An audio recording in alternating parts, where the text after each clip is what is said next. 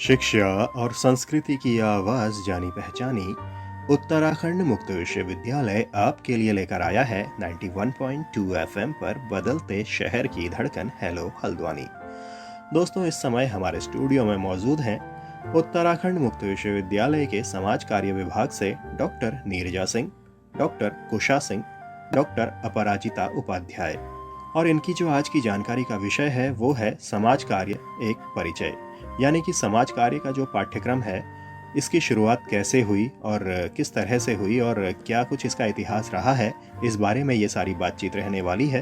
तो पेश है आपके लिए ये कार्यक्रम। हेलो साथियों, 91.2 एफएम बदलते शहर की धड़कन हेलो हल्द्वानी पे आज हम सभी उत्तराखंड मुक्त विश्वविद्यालय के समाज कार्य विभाग के सदस्य यहाँ पे मौजूद हैं और आज से हम लोग एक 3 दिवसीय चर्चा पे भाग लेने जा रहे हैं, जिसमें हम लोग एक तरह से समाज कार्य में या प्रोफेशनल सोशल वर्क जिसको कहते हैं, उसकी शुरुआत कैसे हुई, वो कैसे आगे बढ़ा और ये किन किन पायदानों को पार करता हुआ आज की स्थिति में है, इस पे चर्चा करेंगे। इसके संदर्भ में हमारे साथ में समाज कार्य विभाग में 2 सदस्य और हैं, जिसपे डॉक्टर कुशा सिंह हैं। Kusha Singh TISS Tata institute of social sciences से उन्होंने मास्टर्स किया है, नेट क्वालिफाइड हैं। मैडम, आपका स्वागत है। धन्यवाद मैम। इसके साथ साथ हमारे बीच में डॉक्टर अपराजिता उपाध्याय हैं। अपराजिता उपाध्याय लखनऊ विश्वविद्यालय से इन्होंने MPhil PhD और नेट JRF क्वालिफाई किया है। आप दोनों महिलाओं का स्वागत है मैडम। धन्यवाद। और इसके साथ साथ हम लोग आज इस विषय में चर्चा करने के लिए उपस्थित हुए हैं कि वास्तव में समाज कार्य को हम बोरोड प्रोफेशन कहते हैं। एक तरह से कहते हैं कि हमने इसको भारतवर्ष में उधार लिया है। तो उस कंटेक्स्ट में अपनी चर्चा को आगे बढ़ाते हुए, उसके परिदृश्य में बात करते हुए, सबसे पहले मैं डॉक्टर कुशा सिंह से अनुरोध करूंगी कि आप समाज कार्य के इतिहास के विषय में यूके में सबसे पहले समाज कार्य का उद्भव कैसे हुआ, इस पर कुछ प्रकाश डालें। तो जैसे हम जानते हैं कि सोशल वर्क, समाज कार्य अलग अलग विभिन्न समस्याओं से उठकर, विभिन्न चुनौतियों से उठकर आया है और एक अब प्रोफेशन जिसको हम बोलते हैं, जो ये समाज कार्य अब एक नया निरूपित हुआ है यहाँ पे। और हमारे पूरे एकेडमिक्स में हम जहाँ भी जाते हैं, सोशल वर्क एक नया सब्जेक्ट के जैसे रूप में उभरा है। तो हम जब उसके हिस्ट्री में जाते हैं, हम जब इसके इतिहास में जाते हैं, हम वैसे तो पुरातन काल में सोशल वर्क हर जगह हुआ ही है। हर सोसाइटी में जहाँ पे कोई परेशानी हुई हो, कोई समस्याएं, चुनौतियां हुई हो, वहाँ पे कोई ना कोई सोशल वर्क का काम किसी ना किसी ने किसी रूप में किया ही है। तो हम जब स्टार्ट करेंगे इसको, शुरुआत हम देखते हैं कि यूके में हुआ ये 1601 में एलिजाबेथन पुअर लॉ। तो जब ये शुरू हुआ, इससे पहले सोशल वर्क जो था वो वॉलंटियर काम था और उसको सरकार द्वारा या किसी एक राजा द्वारा एक वेलफेयर कोई जैसे काम होता है सरकार का, वो नहीं था। तो 1601 में इसकी शुरुआत हुई और इसमें इन्होंने जो काम किया था 3 हिस्सों में डिवाइड किया था। पहला था कि इम्पोर्टेंट पुअर, जिसको हम बोलते हैं जो बिल्कुल भी काम नहीं कर सकते, जिनका समाज में कोई रोल नहीं है समाज के विकास के लिए। तो जैसे वृद्ध हो गए, जैसे अंधे या लोग हो गए, या जो मानसिक रोगी हो गए, तो उन रोगियों को इम्पोर्टेंट पुअर करके डिस्टिंग्विश किया, अलग किया। उसके बाद हुए एबल्ड बॉडी यानी कि शारीरिक सक्षम जो लोग थे, जिनको ट्रेनिंग दे सकते हैं, जो गरीब हैं उनको ट्रेनिंग देके हम किसी ना किसी रूप में वेलफेयर सोसाइटी के काम में लगा सकते हैं। और तीसरा था डिपेंडेंट चिल्ड्रन यानी कि छोटे बच्चे, जिनका अभी कई बच्चे ऐसे थे जो ऑर्फन हो गए, जो अनाथ हो गए, या कई माताएं थी जिनको घर से सपोर्ट नहीं हो पाया। तो ये सरकार की ये एलिजाबेथन पुअर लॉ की 3 डिवीजन था और इनके बेसिस पे इनका काम हुआ। और कैसे उन्होंने बोला कि हम कैसे जो निर्धन लोग हैं हमारे समाज के, उनको हम कैसे काम में लगा सकते हैं, हम क्या कर सकते हैं। तो इसकी शुरुआत जो हम देखते हैं वो हुई 1601 में। उसके बाद एलिजाबेथन पुअर लॉ के बेसिस पर ही इसके साथ चलते चलते 1869 में हम देखते हैं कि लंदन में चैरिटी ऑर्गेनाइजेशन सोसाइटी करके एक NGO जैसा एक ऑर्गेनाइजेशन स्टार्ट हुई। एक ऑर्गेनाइजेशन जिसमें हम देखते हैं कि हेलेन बोजानक्वेट और ऑक्टेविया हिल 2 महिलाएं थी जिन्होंने इस पे काम किया। और लंदन COS का काम जो था वो था फ्रेंडली नेबरहुड का, जिसमें उन्होंने स्टार्ट किया कि हम अपने समाज में जिनको हमारी जरूरत है उनकी उन्होंने हेल्प करनी शुरू करी। तो यहाँ हम देखते हैं कि यूके में कैसे इसका काम हुआ। उसके बाद हम आते हैं अमेरिकन सीओएस पे।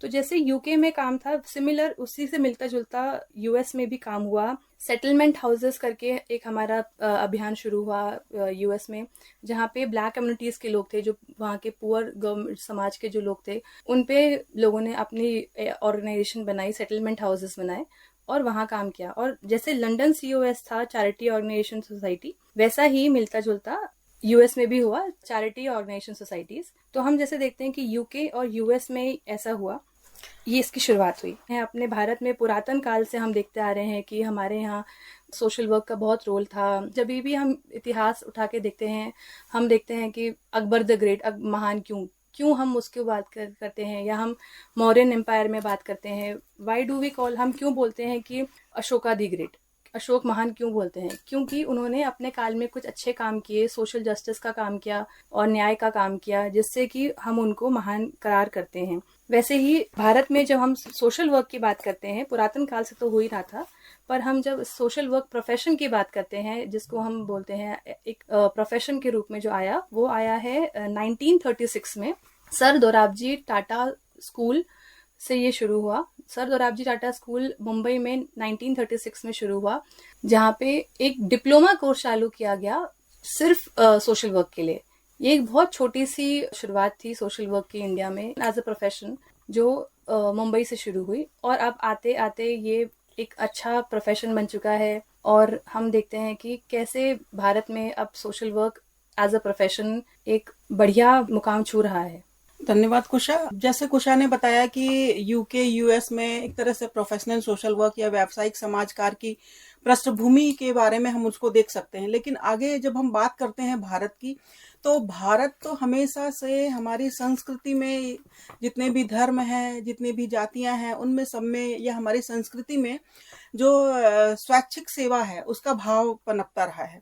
और स्वैच्छिक सेवा भाव में ही ये सारी चीजें एक तरह से क्या थी, उसमें व्याप्त थी। तो उस परिदृश्य में जब हम देखते हैं तो देखते हैं कि भारत ऋषि मुनियों का देश रहा है। भारत ऐसे पुरातन मनीषियों का देश रहा है, जहाँ पे हमने देखा है कि जब आप हिंदू धर्म की बात करते हो तो उसमें धर्म, अर्थ, काम, मोक्ष की परिकल्पना की जाती है। इसी तरह से जब आप इस्लाम धर्म की बात करते हो तो कलमा, रोजा, नमाज, जकात, हज की बात करते हो आप, और आप कहते हो जो जकात है वो यही है कि जो आपने अपनी महीने की या साल भर की कमाई की है, उसमें से कुछ अंश आप ऐसे लोगों को वितरित करें जो लोग अपनी आजीविका के संवर्धन के लायक नहीं है या उसमें सक्षम नहीं है।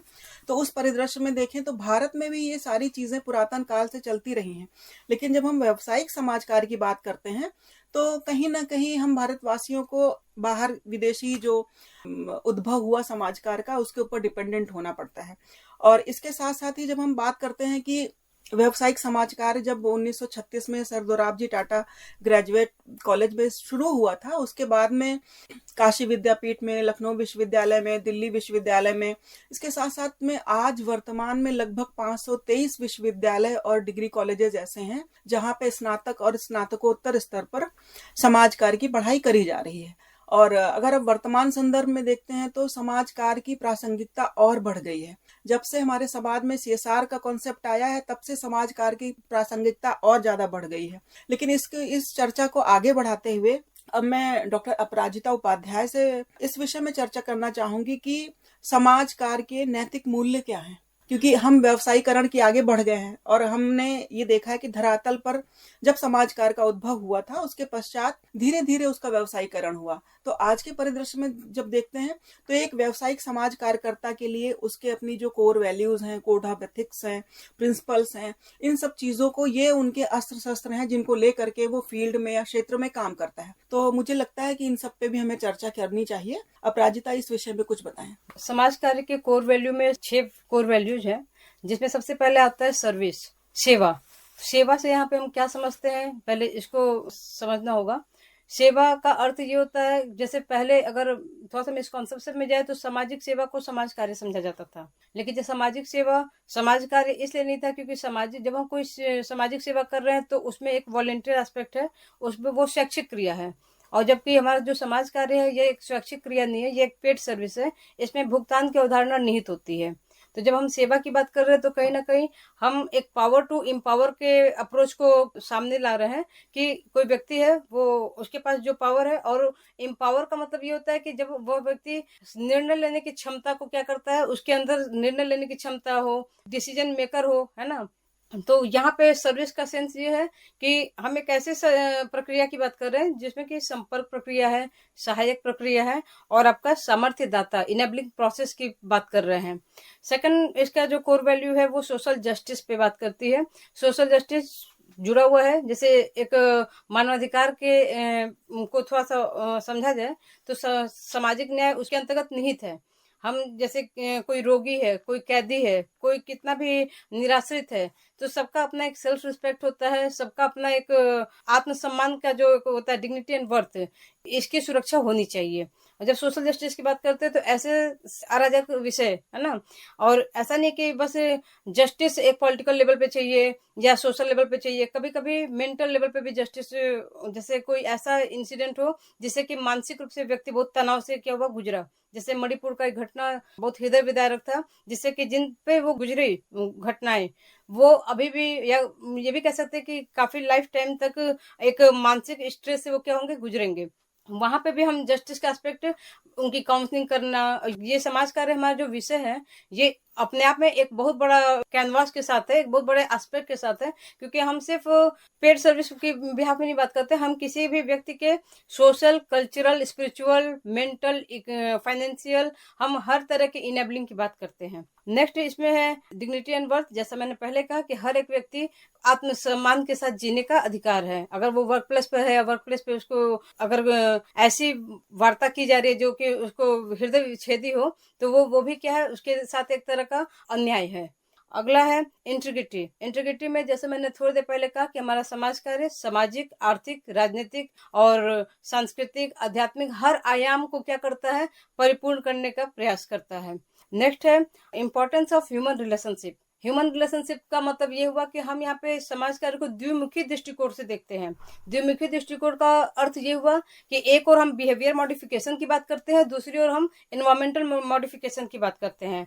व्यवहार परिशोधन और पर्यावरण परिशोधन। जब व्यवहार परिशोधन की बात होती है तो इसमें एक व्यक्ति एडजस्टमेंट के लेवल को छूता है, और जहां तक उसको हानि ना हो वहां तक वो क्या हो, समायोजन की अवधारणा को पूरा करता है।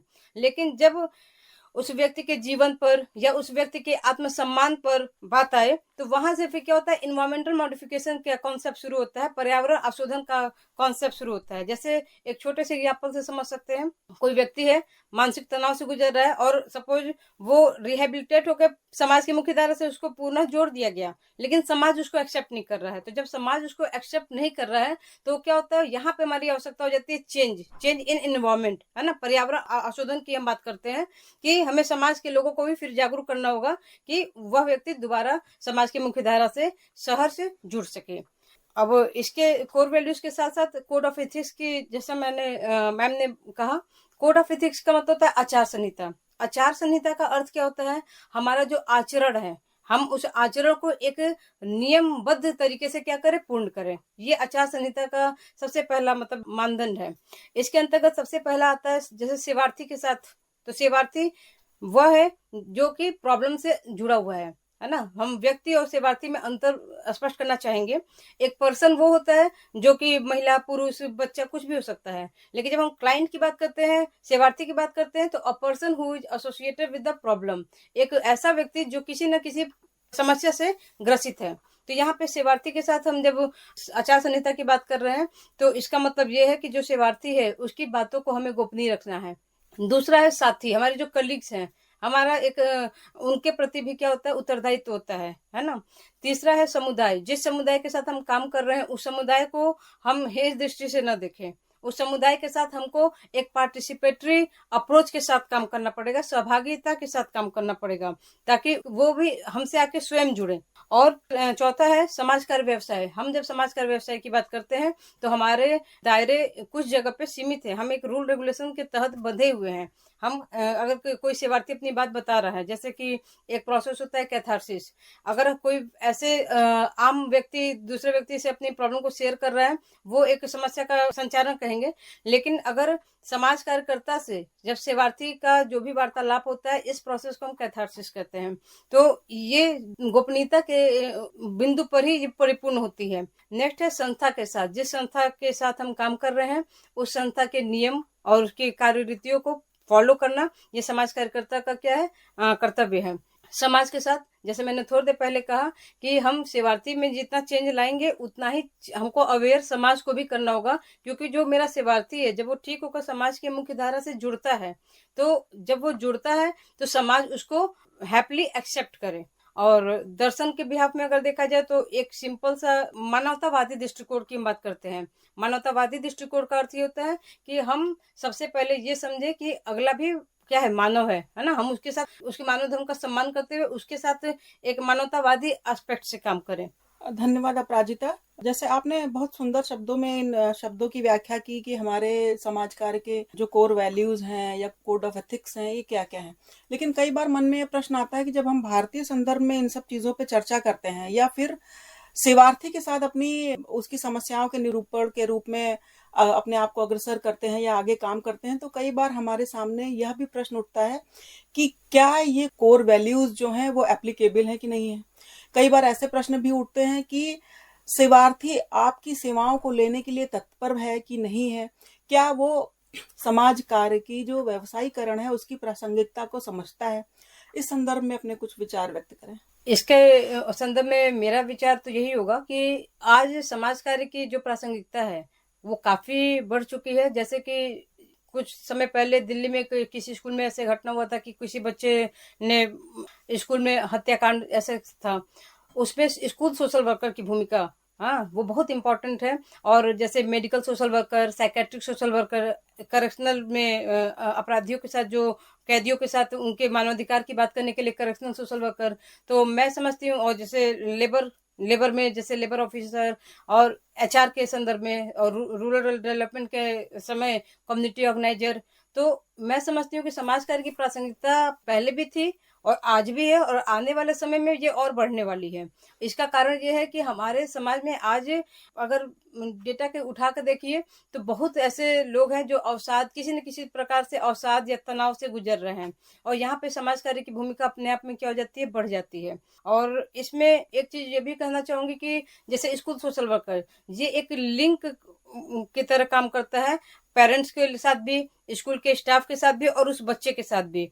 इसी तरह मेडिकल सोशल वर्कर, वो एक रोगी के परिजन और हॉस्पिटल जो एडमिनिस्ट्रेशन है, तो कहीं ना कहीं हम एक जो लिंक का जो काम करते हैं, और हम एक तनाव को रिड्यूस करने का काम करते हैं।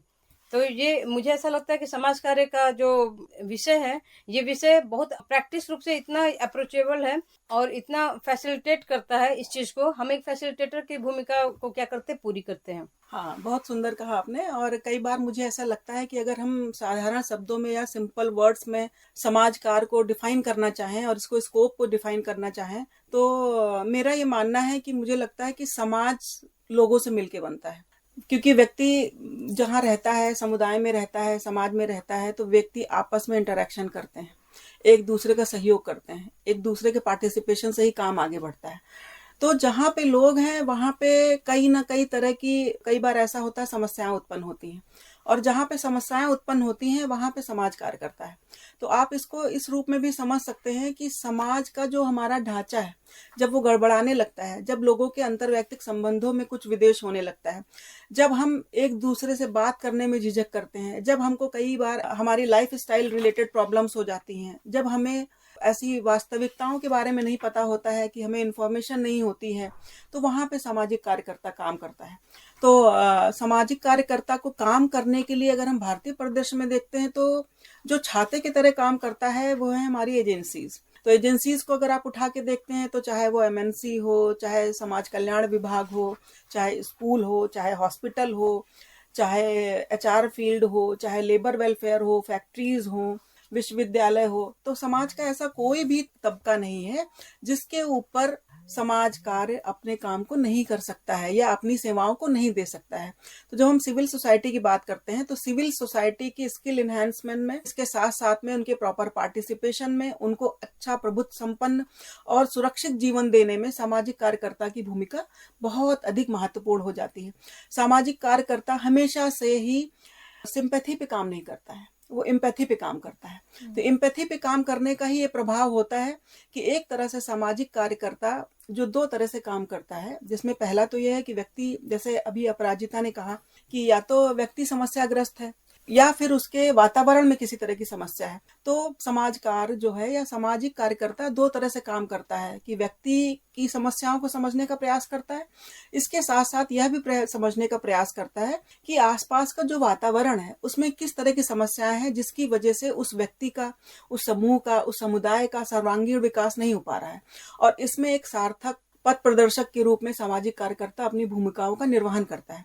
तो इस तरह से हम कह सकते हैं कि जहां समाज है वहां समस्याएं हैं, जहां समस्याएं हैं वहां सामाजिक कार्यकर्ता है। इस संदर्भ में मुझे लगता है ये ज्यादा इजी होगा समझने में। और इसको, इसी चर्चा को आगे बढ़ाते हुए हम लोग अब ग्लोबल डेफिनेशन पे अगर चर्चा करते हैं तो ग्लोबल डेफिनेशन मुझे लगता है कि समाज में जो भी समस्याएं हैं उनको आइडेंटिफाई करने के लिए, उनकी प्रॉब्लम सॉल्विंग प्रोसेस को समझने के लिए जो भी इंडिकेटर्स हैं वो हमारी ग्लोबल डेफिनेशन में दिए गए हैं। तो आप इस विषय में भी कुछ चर्चा करें कि ग्लोबल डेफिनेशन क्या है समाज कार्य की।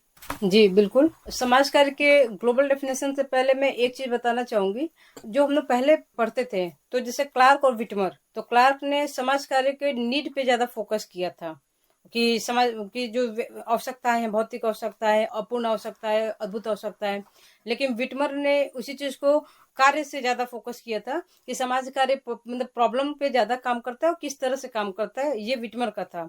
लेकिन जब हम ग्लोबल डेफिनेशन की तरफ आते हैं तो यहाँ पे कहीं ना कहीं जैसा मैं समझती हूँ कि हर एक डेफिनेशन जितना भी हम लोग पढ़े थे, जंगडाल के विषय में जो हमने पढ़ा है, सुना है कि समाज कार्य दो वस्तुओं को ढूंढता है, आर्थिक समृद्धि और आत्मोन्नति, है ना। आर्थिक समृद्धि में कहीं ना कहीं हम इकोनॉमिक की बात करते हैं और आत्म उन्नति की बात में हम सीधे जाते हैं और सोशल एस्पेक्ट पर बात करते हैं। लेकिन जब हम ग्लोबल डेफिनेशन पे आते हैं तो कहीं ना कहीं ये सारे जितने भी परिभाषाएं हमने पढ़ी थी उसका एक समग्र रूप हमें दिखता है, जिसके अंतर्गत समाज कार्य को एक शैक्षिक अनुशासन के रूप में बताया गया है, एक अभ्यास आधारित व्यवसाय के रूप में बताया गया है और इसके कुछ केंद्र बिंदु को बताया गया है, जैसे कि ये समाज कार्य सोशल परिवर्तन, है ना, सामाजिक परिवर्तन और सामाजिक विकास, सामाजिक सामंजस्य और एम्पावरमेंट, सशक्तिकरण, उदारता, इसके विषय में क्या किया है, इसको केंद्र बिंदु मानकर इसको परिभाषित किया है।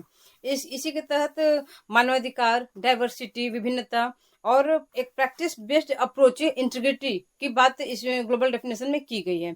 अगर इस डेफिनेशन को थोड़ा सा हम समझने के प्रयास करें, विश्लेषण पे आते हैं, तो हम यहाँ पर देखते हैं डाइवर्सिटी जो होती है वो अपने आप में जैसे हम कहते हैं कि विभिन्नता में एकता, हम कहीं ना कहीं डाइवर्सिटी में हम कल्चरल एस्पेक्ट को दिखाते हैं कि हम भले ही कल्चरल हमारे व्यूज अलग हैं, कभी कभी सोशल व्यूज अलग हो जाते हैं, लेकिन हमारा जो मानवता, लास्ट में ये डाइवर्सिटी एक प्रिज्म की तरह एक जगह फोकस होती है, वो होती है मानवतावादी दृष्टिकोण पर। और इस पूरे परिभाषा के हर एक शब्द को अगर हम वास्तव में एक उसमें ला के रखे कैनवास में, तो वो कहीं ना कहीं मानवतावादी का ही बताता है कि मानवतावादी दृष्टिकोण है ना। जब आप मानवतावादी दृष्टिकोण की बात करते हैं तो उसमें बूढ़े, बच्चे, निराश्रित, वृद्ध महिलाएं और सभी समाज आ जाता है।